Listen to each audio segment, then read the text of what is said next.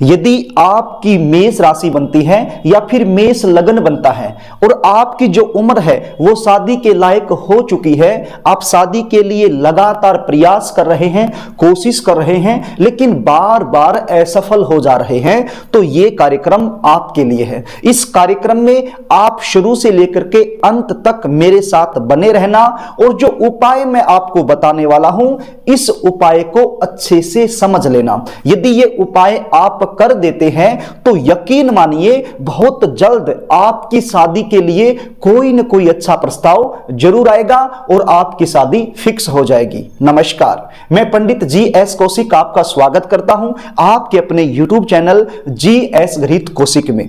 इस प्रश्न को लेकर के मेरे पास बहुत ज्यादा फोन कॉल्स आते रहते हैं, कमेंट आते रहते हैं।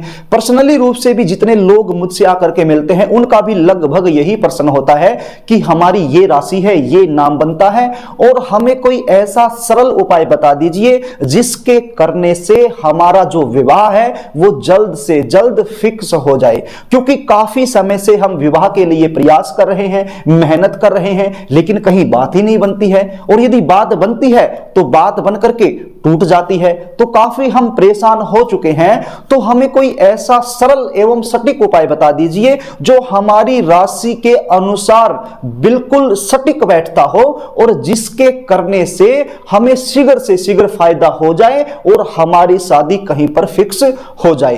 तो आपकी डिमांड के आधार पर ही ये कार्यक्रम मैं लेकर के आया हूं। आज मैं मेष राशि वाले जितने लड़के और लड़कियां हैं या फिर जिनका मेष लगन है, जितने लड़के और लड़कियां हैं उनके लिए आसान सा उपाय बताने वाला हूं जल्दी शादी के लिए। कल का जो वीडियो रहेगा वो केवल वृष राशि वालों के लिए रहेगा। इसी प्रकार से एक एक राशि पर अलग अलग वीडियो बना करके मैं आपको जानकारी दूंगा। प्रिय दर्शकों, ये कार्यक्रम माता पिता भी देख सकते हैं क्योंकि जो उपाय मैं बताऊंगा ऐसे उपाय हैं माता पिता भी उपाय कर सकते हैं। यदि बच्चे खुद करते हैं तो फिर तो सोने पे सुहागा है, बहुत ही अच्छा है। लेकिन कुछ बच्चे ऐसे होते हैं उपाय नहीं करते हैं और माता पिता परेशान हो जाते हैं। तो ऐसी सिचुएशन में माता पिता को ही ये उपाय करने पड़ते हैं। तो यदि आप माता पिता हैं और ये वीडियो देख रहे हैं तो आप भी इस वीडियो में मेरे साथ अंत तक जरूर बने रहें। जो उपाय मैं बताने वाला हूं उसको अच्छे से समझ लें। आप भी अपने बच्चों की जल्दी शादी के लिए ये उपाय कर सकते हैं। कार्यक्रम को आगे लेकर के चलो, इससे पहले आपसे निवेदन करना चाहूंगा, यदि आप चैनल पर नए हैं और अभी तक आपने इस चैनल को सब्सक्राइब नहीं किया है तो चैनल को सब्सक्राइब जरूर कर लें, बेल आइकन को भी प्रेस कर लें ताकि हमारी आने वाली इसी प्रकार की नई वीडियो का नोटिफिकेशन आपको मिल सके और वो वीडियो आप आसानी से देख पाएं। फिर दर्शकों, पहले तो ये मैं आपको बता दूं कि विवाह का जो विचार होता है वो जन्म कुंडली के सप्तम भाव से किया जाता है। सप्तम भाव या फिर सप्तम भाव का स्वामी किसी भी वजह से राहु, केतु, शनि, मंगल, सूर्य, ये जो अलगाववादी ग्रह हैं, इनके प्रभाव में यदि आ जाता है तो विवाह में लगातार विलंब होने वाली सिचुएशन बन जाती है। रिश्ते तो आएंगे, बातें भी चलेंगी, लेकिन सफलता तक नहीं पहुंच पाएगा। तो ऐसी सिचुएशन में हमारे शास्त्रों में बहुत सारे उपाय बताए गए हैं। उन्हीं उपायों में से एक या दो उपाय आज मैं आपको बताने वाला हूं आपकी राशि के अनुसार। पहले भी मैं बता चुका हूं, ये जो कार्यक्रम है ये केवल मेष राशि वाले लड़के और लड़कियों के लिए है। तो मेष राशि वाले जितने लड़के और लड़कियां हैं जिनके विवाह में लगातार विलंब चल रहा है, अड़चने आ रही हैं, तो वही ये उपाय करें जो मैं अभी आपको बताने वाला हूं। आपकी जो जन्म कुंडली होती है, इस जन्म कुंडली में 9 ग्रह अपना प्रभाव डालते हैं। अब प्रत्येक ग्रह के पास अलग अलग डिपार्टमेंट होता है। अब ये विवाह करवाने का जो डिपार्टमेंट है, विवाह करवाने की जिम्मेवारी है, ये कौन से ग्रह के पास है, कैसे पता करेंगे? अब माप की जो राशि है वो मेष बनती है, तो आपकी कोई भी राशि हो उस राशि से 7 घर आगे चले जाइए। जैसे मेष राशि यानी कि 1 नंबर की राशि, तो 1 2 3 4 5 6 7, तो 7वें घर में जाकर के कौन सा अंक हुआ? 7 का। अब 7 का जो अंक है वो कौन सी राशि है? तुला राशि है। और तुला राशि के स्वामी कौन बनते हैं? शुक्र देव बनते हैं।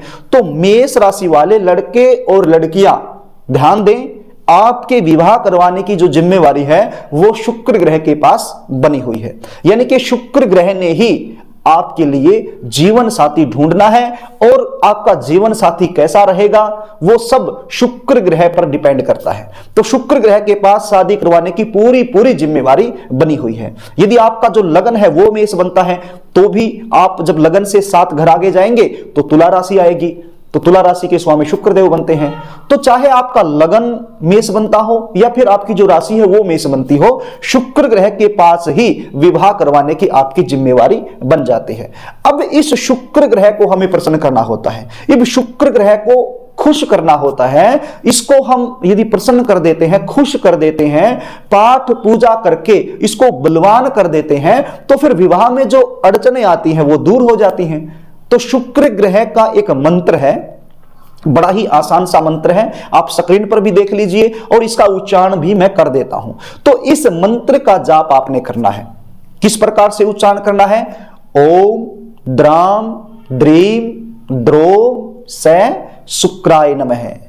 ओम द्राम द्रीम द्रोम सह शुक्राय नमः। तो इस मंत्र का जाप हर रोज 108 बार करना है। मेष राशि के जितने भी लड़के और लड़कियां हैं जिनके विवाह में लगातार अड़चनें आ रही हैं, तो इस मंत्र का जाप करना शुरू कर दे हर रोज कम से कम 108 बार। अब यदि लड़के और लड़कियां नहीं करती हैं तो माता पिता भी इस मंत्र का जाप कर सकते हैं, लेकिन मंत्र जाप करने से पहले एक छोटा सा संकल्प लेना होगा कि ये जो भी मंत्र मैं जाप कर रही हूं या कर रहा हूं, इसका जो लाभ है मेरे बच्चों को मिलना चाहिए। मेरा नाम ये है, मेरा गोत्र ये है, मेरे बेटे या बेटी का नाम ये है, और उनकी जल्दी शादी के लिए इस मंत्र का जाप मैं कर रही हूं या कर रहा हूं। इस प्रकार से आप पहले बोल करके उसके बाद इस मंत्र का जाप कर सकते हैं। तो इसमें कोई संशय नहीं है, इस मंत्र के जाप का जो पुण्य फल है आपके बच्चों को मिले, बिल्कुल आपके बच्चों को मिलेगा। मां अपने बच्चों के लिए ये उपाय कर सकती है। अब ध्यान देने योग्य बात यह है कि इस मंत्र का जाप करना कब है।